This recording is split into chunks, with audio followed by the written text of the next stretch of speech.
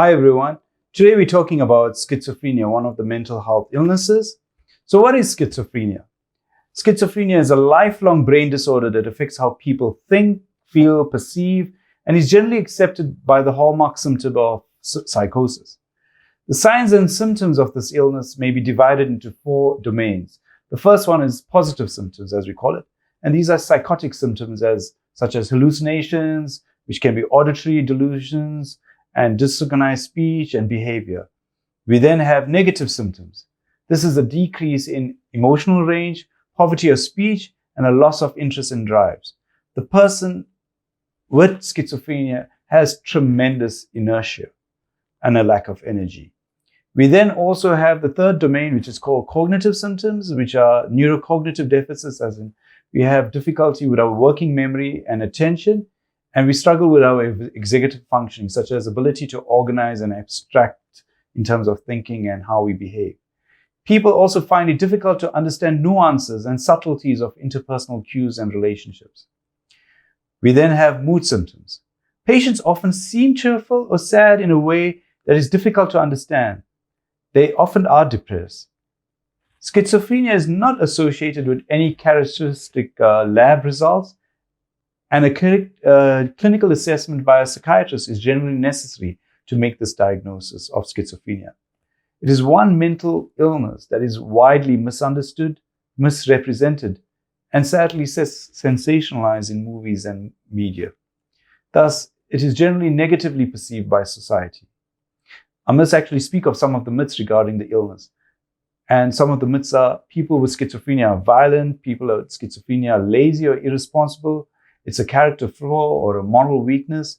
It's as a result of poor parenting, that there's no treatment. It means you have a split or multiple personality. All these myths, and I must say that they're myths, causes families to feel guilty or ashamed, having the added burden of trying to cover up the illness, and people then suffer alone in silence. What we need to recognize is when a schizophrenic patient has a psychotic episode, it can be characterized by an impaired relationship with reality. A psychotic individual experiences things in a way that no one else experiences and has beliefs which are not really based on reality. Their thoughts and perceptions are disrupted, making it difficult for them to recognize what's real and what's not. These disruptions are often experienced as seeing, hearing, and believing things that aren't real, or having strange, persistent thoughts, behaviors, and emotions.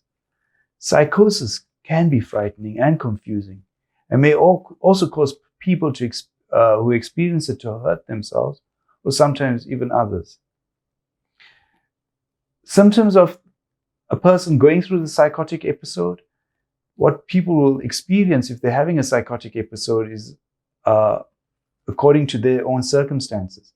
And there are four main symptoms that they generally experience during a psychotic episode.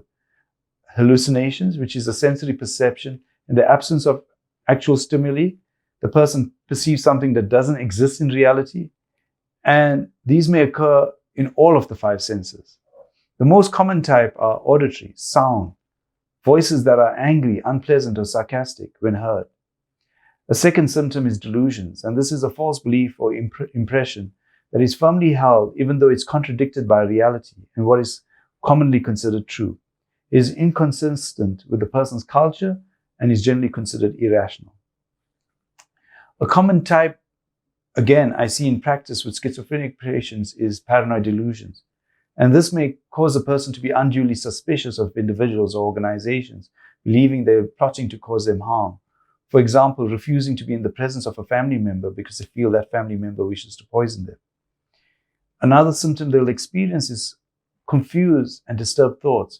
When ill, the person experiences disturbances, confusion, and disrupted patterns of thought. The everyday thoughts that lead us to live normal lives becomes disjointed and nonsensical. Some signs may be along the lines of rapid and constant speech, disordered thinking, where you're jumping from one topic to another, making strange connections between various thoughts, a sudden loss in train of thought, resulting in an abrupt pause in conversation or activity. We lack insight. He or she is often totally unaware that their behavior is in any way strange or their delusions or hallucinations are not real. They'll insist that the hallucinations and delusions are real. They see it that way, they hear it that way, they feel it that way. They, in fact, will recognize delusional bizarre behavior in others, but lack the awareness to recognize it in themselves. And in fact, if they're admitted to a ward, they'll see the other patients as being unwell, but not themselves. So how do we diagnose schizophrenia? It is diagnosed through a psychiatric evaluation. The doctor will watch and observe the patient's behavior and ask questions about what they're experiencing. Medical tests and x-rays may be used to determine whether there's underlying illnesses that may be causing these symptoms. A very important thing to remember is that a lot of schizophrenia can be treated. In fact, many patients can lead a normal life if they're on treatment. And this is a combination of medication and therapy. We use what we call antipsychotic drugs. And these drugs control the symptoms of schizophrenia. These drugs reduce hallucinations and delusions and help people think clearly. People with schizophrenia have to stay on medication generally for the rest of their lives. During the acute stage, other medication may be used as well. And in the community, patients are maintained on the antipsychotics to prevent further episodes and to prevent relapses. Recognize sometimes if the patient relapses due to not taking the medication, the treatment, as much as reinstituted, may have to go into higher doses, and sometimes patients take a longer time then to get back to normal. So it's very important that once you start treatment, a patient starts treatment, that it's maintained in spite of the fact that they seem to be normal. It is very important that that you consult a doctor before stopping treatment. And a huge part of the treatment is involving the family, because they need to know the role that they can play in terms of the care, kindness, and support that they can give. So recognize schizophrenia, as much as there's a huge stigma attached to it, there's many myths attached to it, can be an illness that can be treated. More and more so, as we are going along, there's far more treatment available that is allowing patients to be treated more effectively. And maybe sometimes now, with injections, there's treatment that does not necessarily need to be taken daily. So patients can live a relatively normal life, taking treatment sometimes as little as once a month in terms of injection.